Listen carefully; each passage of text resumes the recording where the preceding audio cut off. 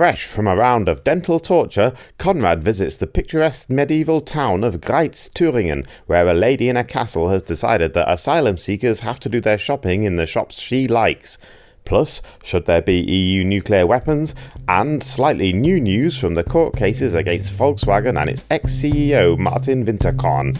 Hey nonny nonny. In Berlin's heart, where news is unveiled, Megan and Konrad with German tales. The German news, it's tough to bear, but with Megacans, they're ready to repair. Konrad, daily news at hand. Megan feels to spare, time to crack those cans. With each sip she takes, the Meg is her shield, but will it last anew? 'Cause that was the deal.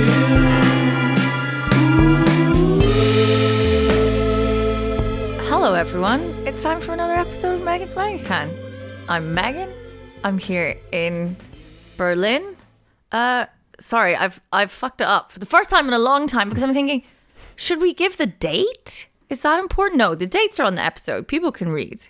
Yeah, people always know roughly when we've recorded it. I'm just thinking if anyone ever goes through our back catalogue, but that's insane. You can Sorry, mention the date. I'm here with Ex-Berliner magazine and Konrad Werner. Hi, Konrad. Hello. How are you? Good, yes, I'm not bad, yeah. Good. Feeling a bit better now from my dental torture this morning. Oh, yeah. We've already discussed our dental torture in quite depth. I still have toothache at the moment. I don't know if it's because it's psychosomatic, because you were talking about it, or if it's because I was having some crisps. Okay. Midway through a root canal. But you've been crowned now, you're fine? Yeah, I'm fully crowned. I think my teeth are actually better than they were before now. I've got this plastic tooth that looks nicer. Oh, class. And it's covering... It was a bit like RoboCop, you know? It was kind of they kept drilling and filing away more of the real tooth and then adding more artificial tooth over the years. And now there's no real tooth left. Is it really your tooth anymore? It's someone else's tooth? It's there's nothing really left of the original tooth. It's going to take over you. Well, that's good. But it is technically still my tooth because they said we're not going to pull it. We're just going to I think they really try not to do that anymore, which I think is a good thing. I can't also get my wisdom teeth out, which I only had to do in the last few years. Okay. Not fun. That's good. Yeah, it was horrific. I mean, I was fighting with the man who was doing it. He was very mean. He was not my normal dentist. When you were awake? Oh, yeah. Oh, yeah. Because sometimes they knock you out for wisdom teeth. Yeah, if I were to do it again. And I'm fine with the dentist, and it was unpleasant. Yeah. Anyway, the purpose of the show is different, sadly, to this one. But we do get to have Megacans. I've gone with classics today. Once again, I think we had Lynchburg lemonade last time. I'm sorry, your Späti. I was actually in KaDeWe today because it's my birthday weekend, and I always like to just pretend I'm fancy on my birthday weekend.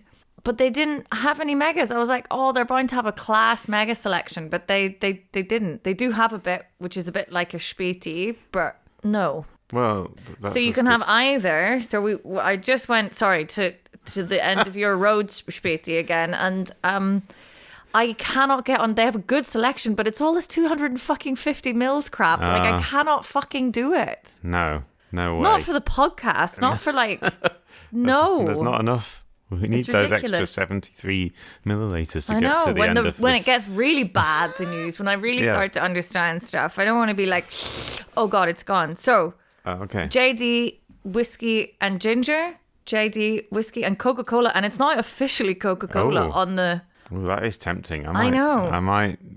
Could I tell the difference? I don't know. If it's really a real Coca-Cola inside real Jack Daniels, or the other way around. Can I? Okay, I'll have the Coca-Cola, please. Oh, okay. That is unexpected. Well, yeah. And that, my friends, is the power of marketing. Perfectly mixed with Coca-Cola, it says. Oh, I'm looking forward to this ginger one. Okay. The Jack Daniels and ginger, it's a brilliant drink. Okay. There's just no two ways about it. All right.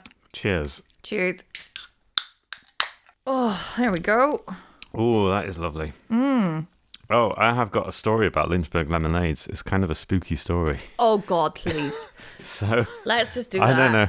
This is really Drag weird. it out for 40 minutes. Everyone will get sick of it. We'll not even get to the news. Stick it up on the internet anyway. Who cares? So on Tuesday at about 6 p.m, I got a text message from a number that my phone didn't recognize. I can see the number, but I don't know. It didn't. Okay, so there it's was not no like name. a private number. It's an unknown number. It was an unknown number, and it said, "Newsflash: Lynchburg lemonade, $1.99 at Edeka," with a little cocktail emoji. Right. Oh, you are also... Yes. Okay, brilliant. And I replied, and I said, I love that I'm like trying to just figure out. I was like, I bet I know this person. I must. There's no possible well, way. I must know this person, right? So I replied, and I said, I don't know, maybe you've changed your number. No, I said, like, I'm sorry, I don't recognize the number. My phone doesn't recognize. Who is this? Yeah. And I didn't get a reply. So that makes me really paranoid. So I think there might be some kind of, unless it's just a real person who has decided to play a trick on me, I think there must be a bot powered by Edeka that is sending text messages, that has found out that I like Lynchburg lemonades through this podcast and is now sending me anonymous text messages saying I should go to Edeka to buy them for $1.99. The only thing is, right, I'm glad we're having this conversation because it wasn't you, was group it? chat that we have, which actually you are not in. Okay. We do, if there's a deal on Megas, like text a picture of it.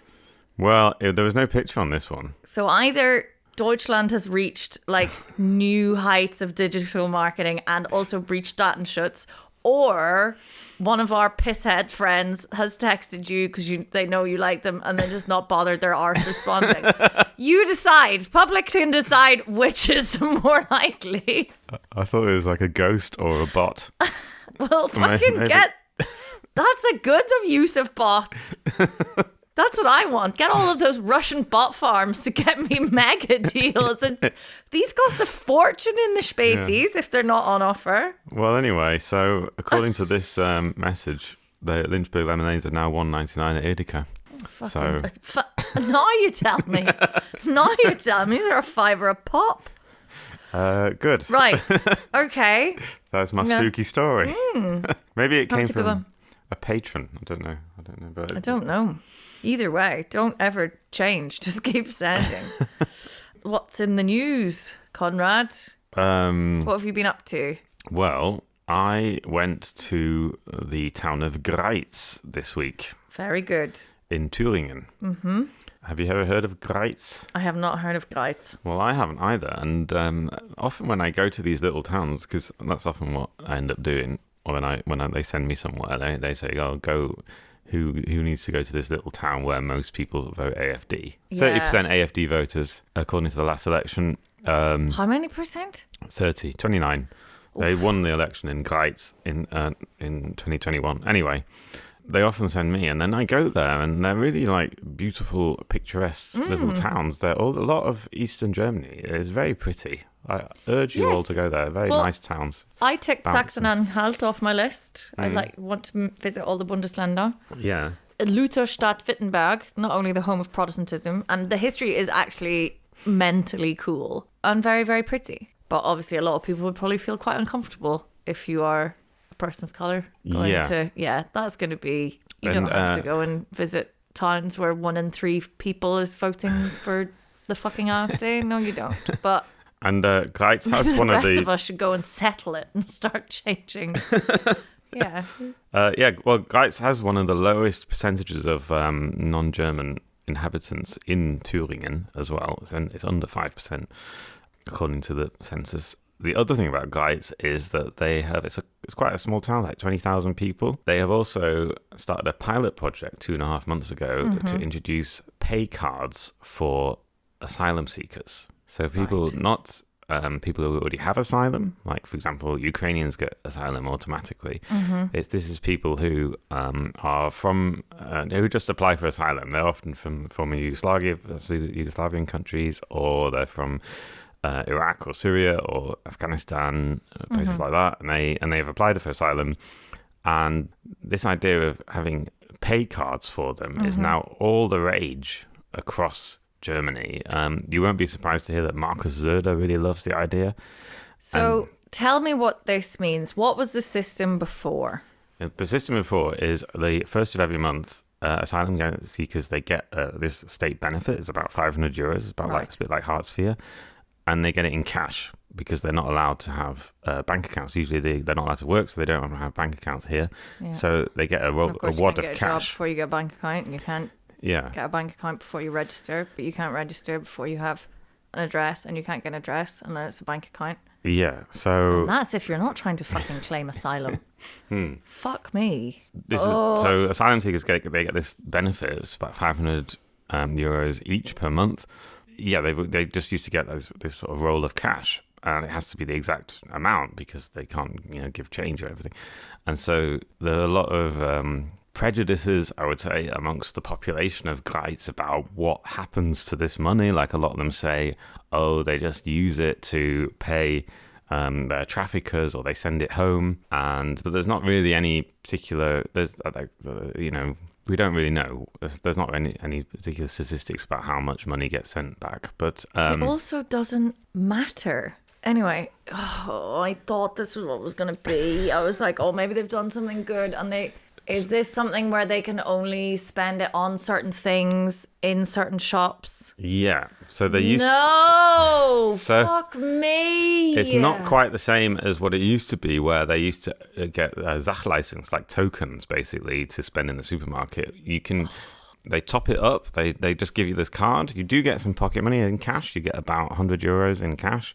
And you get the rest on this card. That won't last you a fucking thing. That's a slab of megas. That's one party a month people are supposed to have, and you're not allowed to work. What else would you be doing? Oh, the other thing about this Bezahlkarte, as it's called, is that it's restricted to certain postcodes. So you can't spend it anywhere in Germany. You can't spend it on the internet. You can't buy anything on the internet. Fucking Christ. You can't order something on the internet. You only spend it in shops in certain. This is what they're spending money doing. This is what my fucking tax dollars are doing, while I can't even fucking vote these clowns in or out.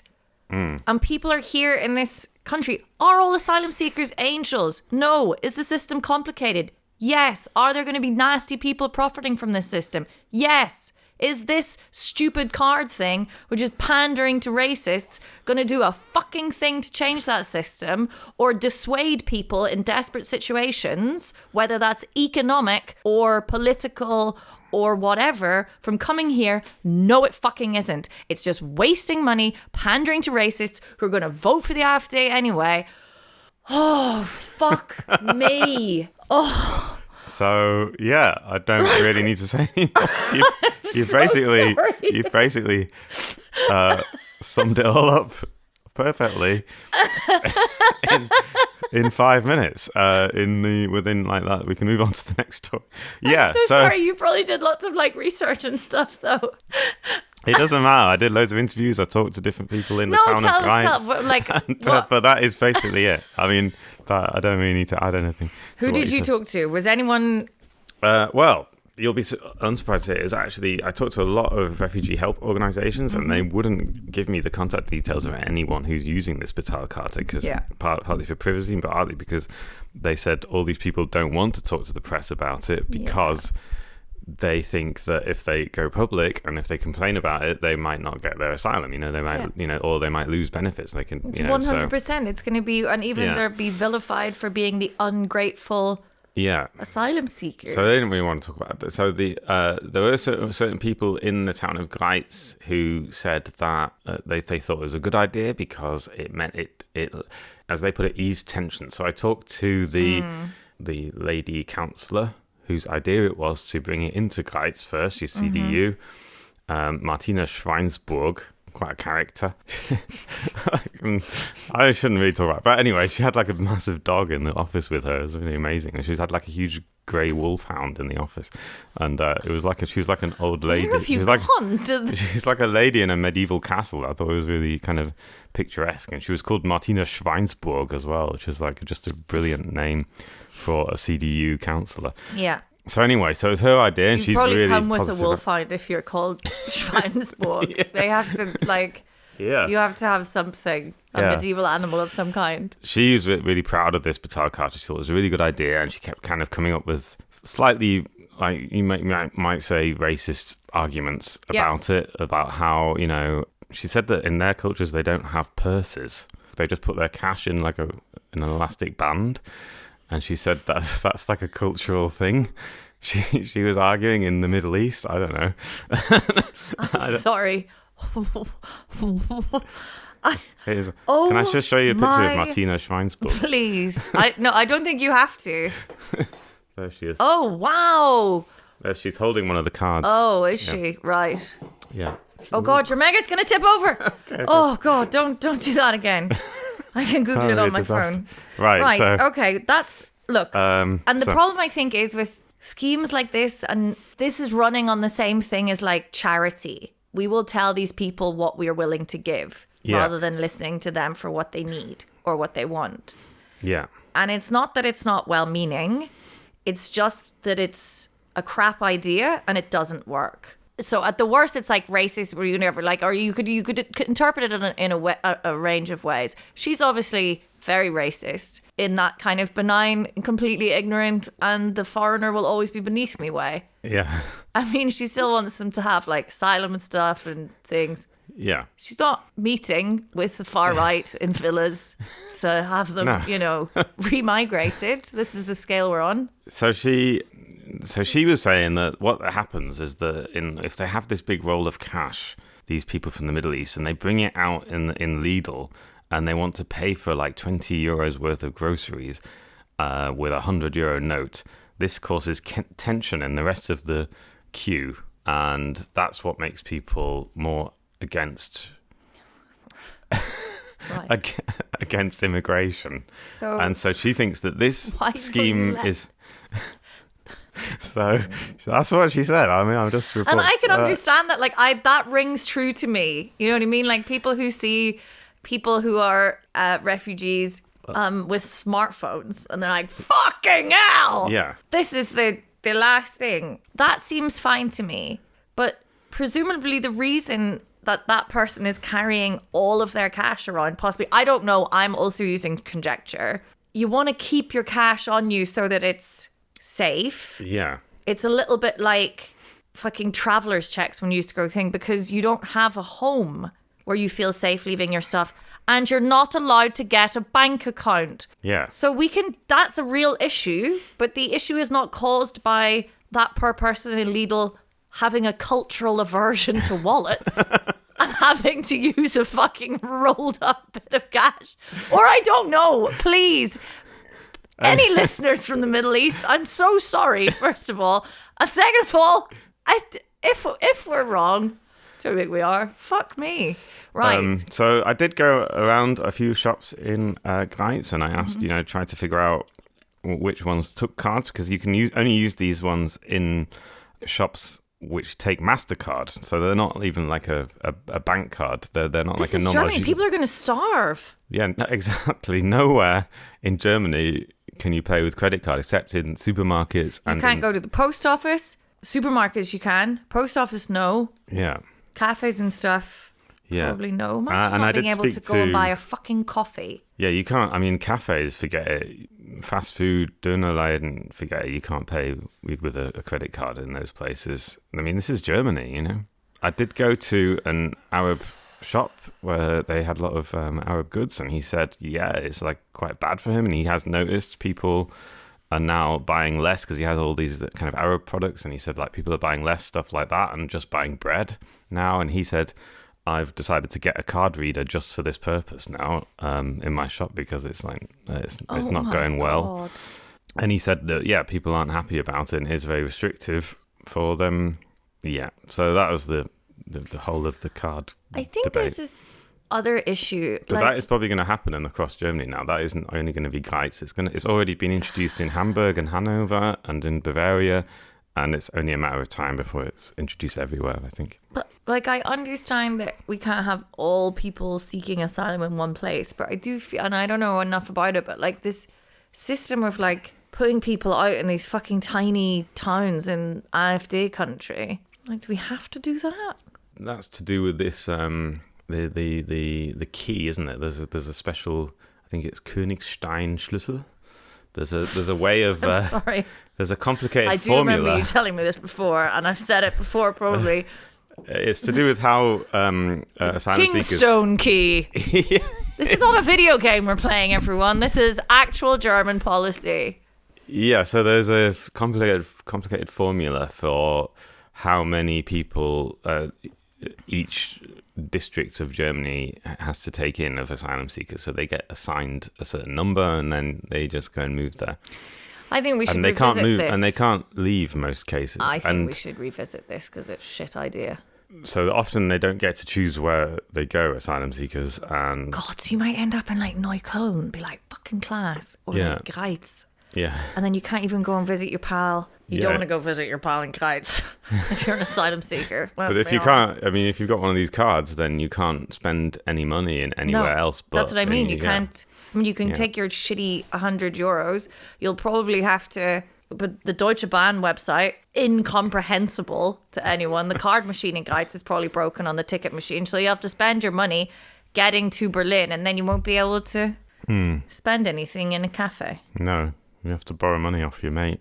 Who's praying that they don't bring in this fucking dumb card and make him give up his sentimental fucking rubber band thing. What was she talking about? What? She said that they don't have the Portemonnaie-Kultur of Germany. I don't know. It's amazing when you like... Do you want to know something else she said? She said that... No. So say there's a family of 4, 2 adults, 2 children. That whole family gets, about €2,000 because it's like 4 of them. Yeah. And she said that the mum and the dad get a card each, and the money for the kids goes on the mother's card. No, I don't even want to hear her justification for this. I absolutely don't. I feel like we're just giving a mouthpiece Okay. to racism now. Okay. That's... I won't go further on that.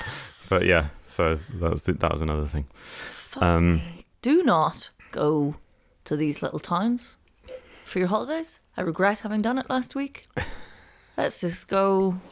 I don't know where we're going to go. Spend our money on sending money to organisations that work with people seeking refuge and asylum. Okay, Anyway. Great, wonderful, brilliant. Oh God, I'm looking at my list. What's next on the list? Dieselgate. Okay, so... All right, yes. Now we have to thank very much our friend and patron... I don't know, just patron. Friend Hannah. She's a friend too. Hannah. It's I not. don't want to be too presumptuous. It's not our Hannah. No, I don't think it's our Hannah. No, it's a patron. I mean, you are a Called friend. Hannah. Sorry, I thought you thought it was our friend Hannah. I was like, I don't. I just said I know friend Hannah by listens to accident. the pod, but I and then- don't think she texts us through Patreon to ask us questions. But the other lovely Hannah, thank you so much for sending a very detailed question. So for months now, we've been asking patrons to send us questions, and none of them ever have. But now one actually You said did. that in a really, like, you don't have to. You're Yeah, not you don't. obligated. No, you don't. But I kind of thought when I started saying it, I thought we'd be inundated with questions every week, but it's sort of not happened. But anyway, we actually did get a question this week from listener Hannah, and it was about Dieselgate. Yes. Essentially along the lines of what is going on with Dieselgate, because it was a big scandal in 2015.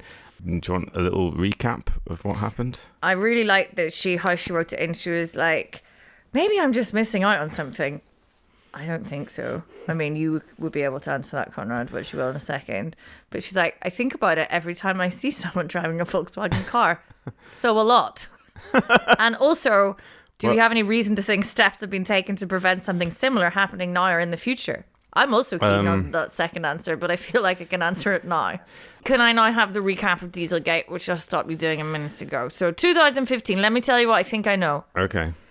There was a big scandal because Volkswagen had been making environmental claims about its cars, which turned out to either be inaccurate or like actively falsified. Did I make that up? Let's see. The American Environmental Protection Agency essentially found out that Volkswagen were using cheat software on their VW cars. So every car has an environmental standard, like how many emissions has it, and it's especially the diesel cars. And in America, especially, diesel cars are considered environmentally friendlier because they use diesel, which produces less carbon dioxide, but what it does produce is more nitrogen oxide, NOx, N-O-X.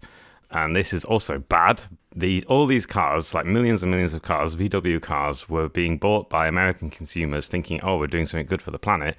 And it turned out that they were emitting about 40 times, up to 40 times as much nitrogen oxide than it said on the tests. And the Environmental Protection Agency found out what they were doing was actively putting software in the cars so that when they were being tested, they were producing way, way less nitrogen oxide. Oh, I'm sorry. Than when they were on the road. So when they were on the road, it was like, oh, there's actually 40 times it's 40 times over the limit. This is what? And this is like a gas that causes it's really bad pollution. It causes stuff in your head and everything. It causes, asthma. It's really bad for you. Jesus wept. So and this was like being deliberately put in the cars. They were finding out this cheat software. So they were testing this. There's a really good, if you're interested in the whole story, I can recommend a documentary on Netflix, Dirty Money, Season 1, Episode 1. It's all about, it tells this whole story. Interestingly, it came out in America and not in Germany. Because, as we know, the whole point of Germany is the car industry. The whole point. Yeah. Literally. Yeah. As you never have you said anything truer, Konrad, than CDU is the political wing of Volkswagen. Exactly. I mean, it's still true. So it is. It came out. It was a big scandal in America, and then it became. I think in America they were fined several $1 billion, I think, in the end. Volkswagen announced that they were agreed to spend up to $16.2 billion to deal with this scandal, or €1 billion, to deal with this scandal. There was a bit of a fallout. Martin Winterkorn, who we'll come to shortly, who was the CEO of VW at the time, he resigned. There is an ongoing investigation. Basically, the short answer to Hannah's question... Fucking 9 years ago. Yeah, the short answer to Hannah's question is that there were several lawsuits still going on. There's a criminal lawsuit against Winterkorn and a civil lawsuit going on against Winterkorn from shareholders of VW who lost lots of money because of this. And this is against him, not against Volkswagen as a... No, the civil lawsuit is against Volkswagen as a company. Yeah. But there is also a criminal case against Winterkorn as an individual, I believe, in Germany that is still also, he's on trial. But he keeps missing court cases. He says he's got a bad hip. I think these things, when you're dealing with organizations or companies like this, they have so many resources to just fucking delay court cases, and fuck them. So it's been going on for a long time, and apparently the civil lawsuit, so the reason why I brought up the civil lawsuit is because Winterkorn himself actually testified this week in that lawsuit, and he was asked sort of various questions, and apparently it just descended into what one German news report that I read about it described as an American sitcom, because he kept saying he just couldn't remember anything. And they kept bringing up emails saying well, can you remember this email in which you were told that this was happening, that there were these cheat software being put in? And he said, no, I can't remember that at all. It was ages ago. The journalist said that they could have put in a laugh track like in an American sitcom every time he said it, because there was basically nothing that prosecutors can do if you just say you can't remember. Yeah. Although he did say he still denies any wrongdoing, Winterkorn himself. I think a few engineers have been prosecuted and fined. I think one of them has been convicted. They had a suspended prison sentence. So some engineers have had fines and prison sentences. So nice, white collar crime. Yeah. Consequences. Yeah, there've been for people who basically conducted a massively dangerous conspiracy that would damage people's health. Class. Winterkorn said this week, if I had been given a complete picture of the internal processes in the responsible specialist departments, I would not have hesitated to tackle the issues directly and clear them up. There's one. Then they're like, mate, we're putting cheat stuff in the car. And he's like, okay. Class. Okay. So they're not expecting a verdict. This is the civil lawsuit which he testified, where he's only a witness. He's not being sued personally. VW as a company is being sued in this. And that is going to take, they said, several more years before there's a verdict. There's like 80 witnesses they have to cross-examine in court. And this is a civil lawsuit on behalf of the shareholders. Yeah. And he is also... Like, a river. But there is also an ongoing court case against him, a criminal lawsuit on charges of fraud, which who knows when that's going to end. But there is stuff happening. As for the other question was, is there anything being done to stop this happening? I mean, I have no idea. Maybe I'll answer that in another podcast, because I do not know if there's been like any legislation even floated. Because this doesn't even seem... I mean, obviously, what they were doing was illegal anyway. So yeah. So there was already a law against what they were doing. It's fraud. I mean, it's just fraud. But I don't know if there's any particular new... The TÜV would be in charge of this. I don't know. TÜV. Yeah, in terms of like the environmental... I mean, this seems to me... I mean, it has an environmental aspect, of course, but it's more just... It's not even, I thought it was kind of like a case of greenwashing that was then, or that they were manipulating figures in studies. I'd obviously not really followed the case very clearly. I knew they were presenting the cars as one thing and it wasn't. These diesel cars. But this is not like environmental kind of massaging of figures or misrepresentation. This is fraud. Like this is like, so it's more like corporate fraud, corporate... Yeah, they were deliberately cheating the tests. They were deliberately cheating the tests with software. And then it kind of emerged that when Volkswagen were done for it, they basically said, yeah, but everyone does it. And then it kind of emerged that Audi, which is also a Volkswagen company, by the way, also was doing it. And then it kind of... So that everyone's doing it. I mean, everyone who's us. Everyone who's us is doing it. So a lot of car companies have been pulled up on this in the meantime. Disgusting. It's really bad. I mean, this is our air is being polluted with, and I mean, when you watch the documentary, you'll just be outraged by just how brazen it was. And yeah, but I think there's the thing, because there's no real consequences. Like, this is less consequences. No, I mean, the companies have been fined. Than young, like, men getting caught with a fucking bit of weed on them. Oh, yeah.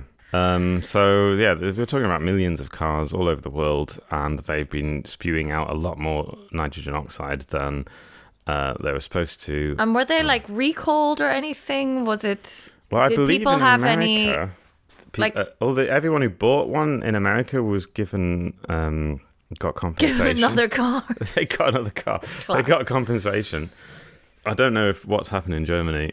I'll have to look that up. I do think it's interesting, actually, because I'm glad this question was asked, because this story is not often in the German media. It was more... I remember at the time when it happened, there were more stories about it in English than there were in German. I do feel like there was a bit more interest in it. Is this where we become the podcast that's like, don't trust the mainstream media? No, but they're not going to tell you the truth. We want you to watch this documentary and then just listen to us. No, I did feel as if it was a bit more of a scandal in America than it was in Germany. I did feel like that at the time. I did, and there was a bit more outrage about it in Germany. But there are, in America, but there are court cases and people are being sued and prosecuted in Germany too, I should mention. It's amazing the things that like different cultures get kind of like outraged by, and maybe like Volkswagen, like it's such a part of the German psyche, like the car industry and what that represents. It's almost that's their reason of state.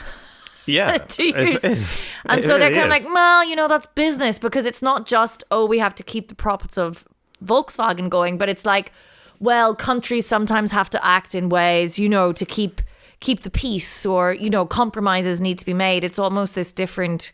Yeah. But if we could do a good segue now, which doesn't often happen. One thing that Germany is very much outraged by, in a way that other countries are not, is nuclear shit. Yeah. I know we're talking about slightly different nuclear things, but I don't understand how nuclear energy is different to nuclear bombs. And so I have made that... A segue. That is a good segue. It's the same word, Konrad. It must be the same. How's your Mega? Oh, brilliant. I can really taste the Coca-Cola. It's except no substitutes. I don't think that's true. But yes, I'm glad you're enjoying it. Yeah. It's got the nice swoopy writing. Yeah, exactly. So, nuclear weapons. So, you know Donald Trump, yeah?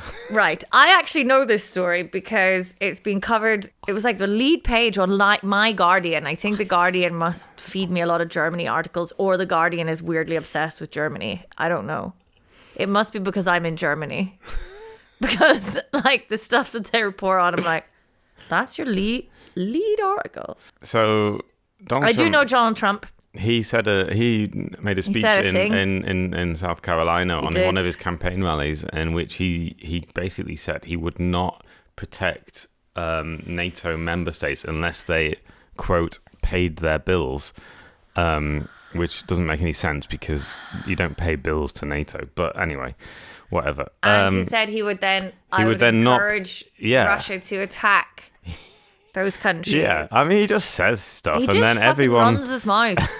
And then everyone has to react to it because they think, oh, we might be the next To be president. fair, I do think in this instance, maybe reaction. Like when he says like racist shit and then people have to react to it and then we talk about racism on a really disgusting level for ages, then fine. I mean, I know we literally just did that at the beginning of the podcast, but right. So everyone's wetting their knickers about the possibility of NATO funding or if Trump comes to power, no more support from America. Because of this NATO agreement that if one member is attacked, then the others will defend it. And he said he wouldn't defend it if he was president if they didn't pay their bills, which, anyway, it doesn't make a lot of sense, really, if you look at it. But the point is, this caused a lot of debate. And do you know who Katarina Barley is? No. Oh, she's SPD, European candidate for, she's like an SPD politician. She used to be a cabinet minister. Anyway, she did an interview in which she said a European nuclear umbrella should not be off the table. We should discuss the idea of having a European nuclear protection thing. And it's really complicated because only one EU country has nuclear weapons. That's France. But France is also part of NATO, and like how would that work? And France is not saying we will protect the whole of the EU with our nuclear weapons. They're just we're like and then it started being a discussion about, well, maybe Germany should get nuclear weapons, and Germany agreed at the end of the last World War not to have any nuclear weapons. Maybe not now, because it's beginning to look very, if not 1930s around here, definitely 1920s. Yeah. So we're really right on target for the centenary of shit. So, but wasn't like the UK kind of, I can't remember why the UK was involved. They were like, oh yeah, basically we could have like a little Europe gang. Yeah. If like Germany, presumably they need Germany to foot the bill. They need Volkswagen to start making environmentally friendly diesel-powered super bombs. Great. Yeah. Okay. Yeah. So this was kind of like a bit of a debate, but then this week, amongst various sort of security wonks, and it was enough to write articles about, and I wrote one of them. So there you go. Because I mean, something has to keep me off the streets too. Yeah. And everyone basically agreed that Germany's never going to have nuclear weapons, just for a variety of reasons. They can barely, even when the lights were about to go, when we were all last winter so worried about the inflation of like oil and gas prices, that we were turning our heaters down and buying hot water balls and not heating our homes properly. And they were like, should we leave the like nuclear power plants just for a bit longer? And everyone was like, no. Because they've got this real cultural thing against nuclear. Yeah. Well, there's that, and there's also Germany signed an agreement at the end of the Second World War not to ever build nuclear weapons. Yeah, and I think we should probably stick to that because fuck knows. And then the question of an EU nuclear umbrella emerged, and that was also knocked down by all these different, clever people, on the basis that, like, who would even push the button in the EU? Yeah, who that would be be such a fucking nightmare. I mean, are you going to have a vote on it in the EU Parliament, or what? I was saying this earlier, like, quite a good deterrent. Like, right, have we reached the end of the road? Is it time for nuclear? Do we want to start having those debates between all 27 of us, or do we want to let's just try diplomacy? Yeah. But and what's interesting in the EU, there are 3 countries that have a little quiz time for you. Oh. 3 EU countries have signed the International Nuclear Ban Treaty, which means that they want to wipe nuclear weapons off the face of the earth. Oh. And can you guess which 3 EU countries might have signed that treaty? So that they would be ideologically... Quite far down this mega. Can I name 3 EU countries? Because my first thought was like, UK, is it in it? No, Megan, that dream is over. That means they're against the idea of nuclear weapons, and they want to ban them, basically ban them. So there's an international treaty, and 3 EU countries have signed it. West or East?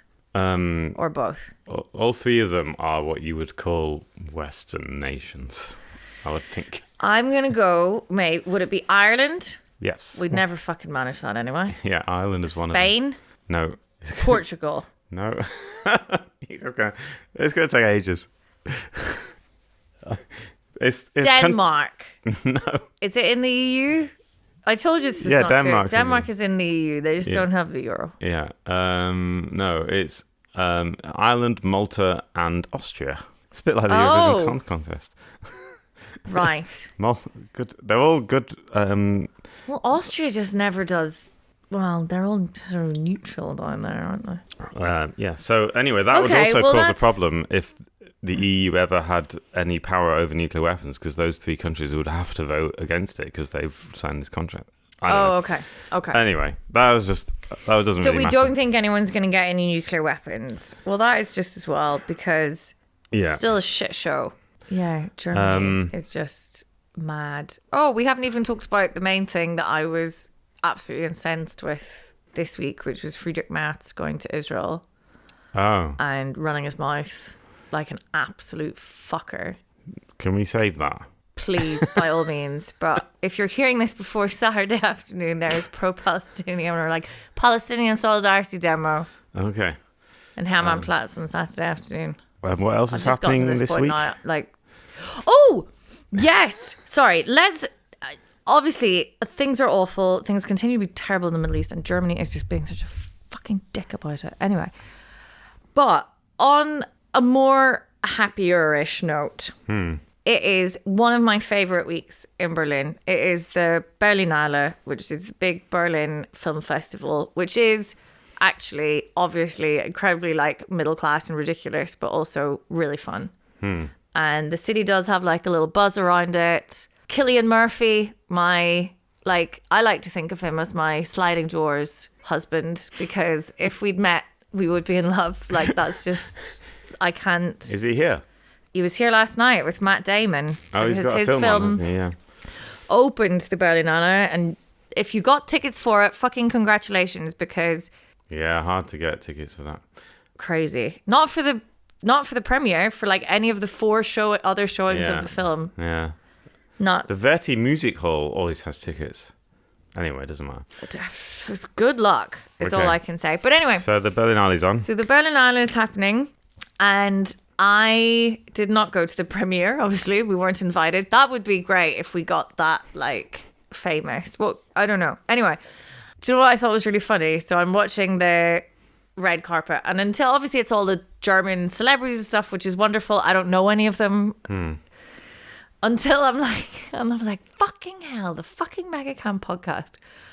I'm only like, because I don't watch German television really. And so then I would recognize someone and go, oh, I know that person, as they got out of their fancy Uber that was obviously sponsoring the event or whatever.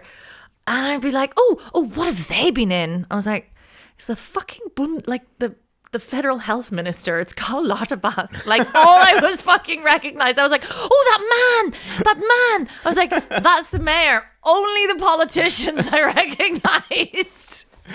And then like the Irish actors, I was like, fucking hell. I really need to expand my horizons. Oh no, so this podcast has ruined your celebrity recognition. Really, I was like, God damn it. I only know the like uncool. So there wasn't anyone from cool about being a politician, but like I was like, oh fuck's sake. But okay. There were some people wearing like, one actress had a huge like diamante necklace which said fuck AfD on it, which was good. And then this model who I'd obviously never heard of, but he was like, I was like, oh, I wonder if he's like up and coming. He's like a massive household name whose name I have now forgot, like a Senegalese model who has been incredibly successful. But he was wearing this incredible outfit with then like a big cape that said more empathy and fuck off day. And some people saying the AfD's been in the news, haven't it, with the Berlinale, because they were disinvited. They were. So all your politicians, obviously, which is the only reason I knew anyone on the red carpet, get invites. But the 5 AfD politicians. Yeah, I think they're from the Berlin Abgeordnetenhaus. They're not. They're Berlin politicians, and they were disinvited from this year's gala because of all that stuff. Yeah. Well, good. Yes. And what else film-wise is happening this weekend is the... Well, if you're at a loose end on Saturday night, my documentary is on at the Babylon Kino Mitte at 10 p.m. As part of? The Berlin Independent Film Festival. The BIFF. The BIFF, which is a lovely little festival, which is a bit like the Berlinale, just a little bit smaller. But I met some of the other filmmakers there, and there are a lot of really good films on at the BIFF. I mean, your film is excellent. So if that's like the standard, I really do think that I'm going to try and go to some stuff maybe as well. I would love to go and see yours. I think I know all the words to yours that it's becoming like. Because it's so good. But there's a lot of good films on there. Just check it out. BIFF, Independent Film Festival, also worth seeing. Absolutely. And I think we should wrap it up there. It's been going on for ages. This is a long one. Yeah. This is a long one. Yeah. Okay. Take care of yourselves, everybody. If you see Cillian Murphy, I'm not saying kidnap him and then DM me on Twitter. But I'm not saying that. So, yeah. Okay. Bye, everybody. Bye. Bye.